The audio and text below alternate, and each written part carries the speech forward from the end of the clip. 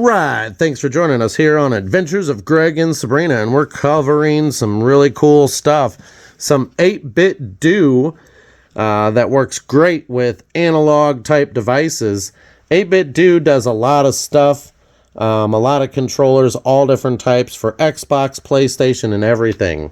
This one here is very special. It's for the Super Nintendo, and as you can see, it looks really cool. It's a translucent green. You can find this on Amazon or from 8BITDO's website. That's right. So we're doing an unboxing and some game testing of this. It comes with a, it's wireless, and I think this is going to be really cool. We're going to test this thing out and show how it actually works. So I know that you can update this controller. This is the Jade Green, and so this is what it looks like. It says you can use with the original Super NES and SFC, which may be analog or aftermarket devices. And so we're going to test out an aftermarket device because we know that it's going to work with the Nintendo, and we know that it's going to work with the analog system. Will it work with the other FSCs? So, as you can see, they kind of tell you it's made in China. And this is supposedly what it is, Jade Green. Now, of course, with all controllers here that 8-bit makes, sometimes you do have to update them, but I don't think this one would really need an update because of the actual design and age of it. It's been out for a while. I think it should be good to go. But as you can see, you have to pull the tab off the top. And let's see here. Ooh, it's really neat. It's a really nice box, actually. It's actually a premium box. It's a pretty decent box. Wow, getting it out with my fingers. I'm getting too old here. So there's really nothing else in the box, and it's a nicely constructed solid box. I like that. So this controller looks really, really cool. This is actually really awesome. Wow. Holy moly. Wow. So right off the bat, I noticed that it's perfect in weight. It's not too lightweight, and it's not too heavy. So this controller is so freaking awesome looking. It is unbelievable. And of course, it's got this plastic on here. And let's see if I can take that thing off. I'm going to take that sucker off of there. As you can see, it looks really good, and it feels good too. It feels perfect. All the buttons feel perfect. They are perfect. Oh my God. Well done. Well done. Now you can see the pad, and you've got the little buttons there. Is it lighting up? It sure is. You can see that. Holy moly. That is so cool. Wow. Yeah. Okay. So it has a charge. It has a pre-charge. Is there a sync button on here? No. Wow. Okay. So on the back side, you see this little cool little symbol. I don't know what that means. That's really weird. Is that like some sort of 8-bit thing or something? Really cool. And it says that it's a wireless device. And the back looks really, really cool. Wow. Wow. Well done. So the seams on this thing, it seems constructed pretty well. As you can see, we don't have any kind of like pressure movement or anything like the other Hyperkin controller has. It seems like a good premium build. Well done, China. China make a good product here. So what's really cool is, yes, you can update these controllers, but I don't think this one needs updated because it's so basics. Only if you were to maybe have to use it with some sort of Nintendo Switch 2 or something like that, maybe then you would have to, but I think it should be good right out of the box on that one. As you can see, you get your little instruction manual, and it's going to just kind of show you the basics there. Super Nintendo, analog Super NT. Boy, oh boy, I'd love to have that. A lot of them. And then LED blinks and stays. It tells you if it's low battery. So solid means that it's charging. Fully charged, it turns off, and it blinks. It means low battery. So we are going to charge this thing before we get started here today. Now this here is a foreign language which I can absolutely read. So this says low charge. This says charged. It says ching chung, ching chung chung. I don't know what it says. Goodness, I'm bilingual over here, everybody. So let's check this out. Here is the charge cable, and if you're going to update it, you'd probably use this. So as you can see, it comes with the cool 8-bit do symbol on there. Now the one problem I have with this charge cable is it's not green to match the controller in any way, and what's in there is not green either. So as you come around here, this side is blank, and this side is the 8-bit heart symbol. I love the people over there in China. I love you guys. You guys are awesome. We cannot fight with China. I love you guys. We need you guys. You guys are doing what we need. So this is the little device here. And as you can see, it has their 8-bit symbol on there that plugs into the Super Nintendo 8-bit symbol. There's a little pickup right there. Maybe a light that tells you that it's connected. Okay, so this is really cool because you're able to actually play from probably well more than 20 feet away, I'm sure. And if you're sitting in a nice big room, it makes it a lot easier. So let's get to testing what we're going to test out today with this awesome controller. This controller is so awesome. I mean, look at this thing. Well done, well done. Like I said, 8-bit sometimes has some really cool stuff. But today we're testing out Dragon's Quest, or Crest. The game that cost supposedly $300. I don't know what the hell is going on here. Why does this game cost so much? I found the box the other night. I was like, oh my God. So yeah, the game and the box is like $500-600 online. People are ridiculous. I have 2 of these, by the way. I don't even know what I was thinking, but I can definitely tell you that this game is cool, but I think it might be us game collectors that have too many of these, and that's probably the problem. So, as always, the looks really nice and well in here. The problem is I've only played this a little bit. I bought it brand new, and I found the box, like I said. It was Walmart, and it has a Walmart sticker on the box, on the plastic, so that's how I know. And I only played it like once or twice. You see how the cartridge in there is like really green? That means it's like basically brand new. I have never played the damn thing for shit. As you can see, it is original. It has a stamp right there at the top, 19. This has never, ever really been out. So, with all games, you might want to try Analog's website. You go to Analog, you type in Analog 3D, go to their store or their products store, and find in there the cartridge cleaners that they have. These things are really useful. You can buy a whole pack of them and it'll clean a lot of games for you. I do suggest using it beforehand. It's kind of like an eraser. So, kind of tells you how to do that. And I'd say Analog's selling these things. This is what they look like out of the package. These are some used ones here, as you can see. And so we're going to test this out, see just how dirty this cartridge is for a game that I've never played. After I bought it, I pretty much let it sit, with the cover and all that stuff, and I've let it sit over the time. So let's take this clean side here, and we're going to stick it in there and see. A game that I've only played a few times. How dirty is it?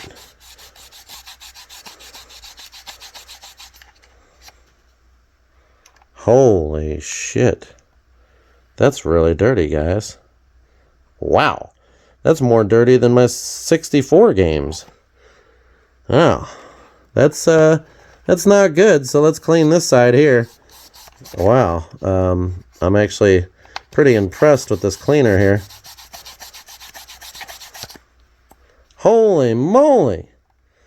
That's got to be some form of oxidation or something, because I really have only put this in the Super Nintendo a few times, and you see that the actual board itself is really green, like the controller I'm using today. But I guess those pins might be gold pins, and gold gets dirty, so it's got to clean the gold connectors. So let's get started. They could be copper, I don't know. But anyways, let's get started and check out this video. Let's see how this controller works, how to pair it, all that stuff. We're going to test it out on a console that is not analog, that is not the original Nintendo 64, because we know that it's going to work with those. What we are going to test it on is this control here. Yes. So we're going to test this one. You know, this one here is really cool. It has HDMI output and all that stuff. There's a lot of these that you can buy on Amazon and from the actual manufacturers. The only thing I like about this door is that it covers the fact that, you know, you can't, it's not easy to get the door open sometimes.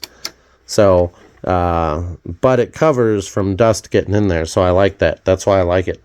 So if you guys have any questions, put it down in the link below. I'd love to answer them. Subscribe. Let's get on to the gameplay and see how this controller works with the aftermarket system. Bum, bum, bum. Okay, thanks for joining. Now, I have charged the controller. It has two lights that light up on there, and it's a solid charge. And then you easily plug it in. Just easily plug it in. As soon as you push buttons, it just like started working right away. I didn't have to do anything. It was really weird. So, it plugs right in, and it seems to be working with this console. Look, I just pushed the start button. There we go. So there's continuing options. Demon Crest. We're going to go through and test out, see how this controller works, but it's an 8-BITDO controller, and I'm telling you now, it's just going to work. It's working right now, and it's great. So, as you can see, let's check out and see what kind of options they have here. Crazy, huh? So, I can't guarantee how good I am with this game. And when it says continue, there can't be any continues because I really have not played this in like forever. So it says continue. I don't know why it says continue. Oh, there's passwords. Nice.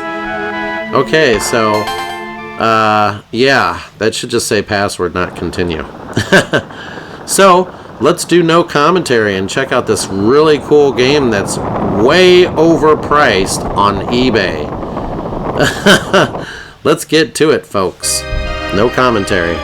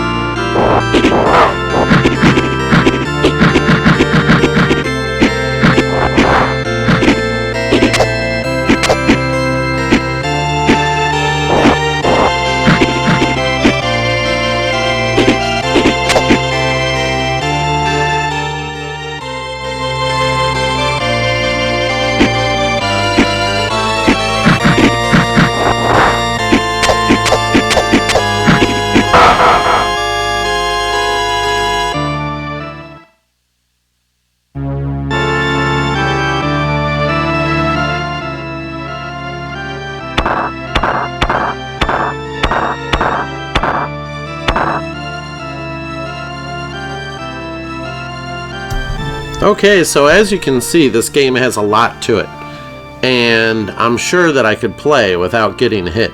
It's a very cool game. I see why people like it.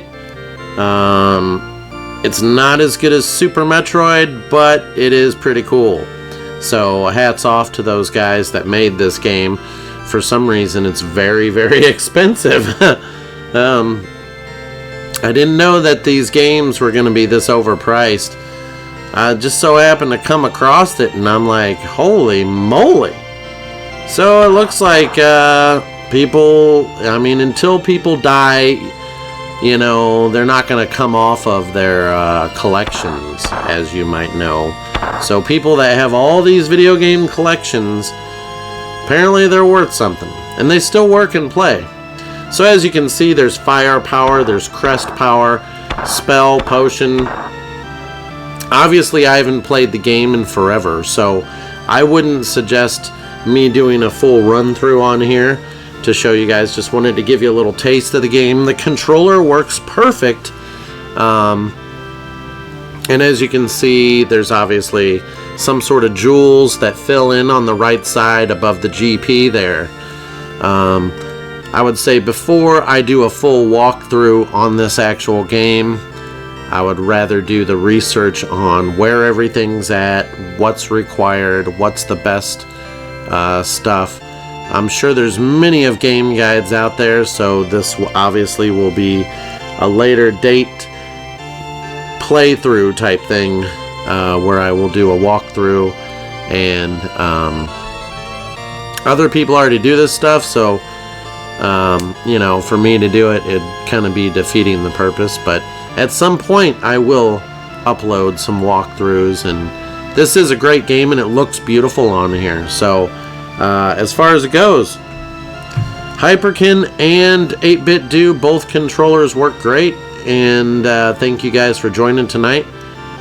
I'll catch you guys on the next one. Subscribe. Click on Zombie Apocalypse.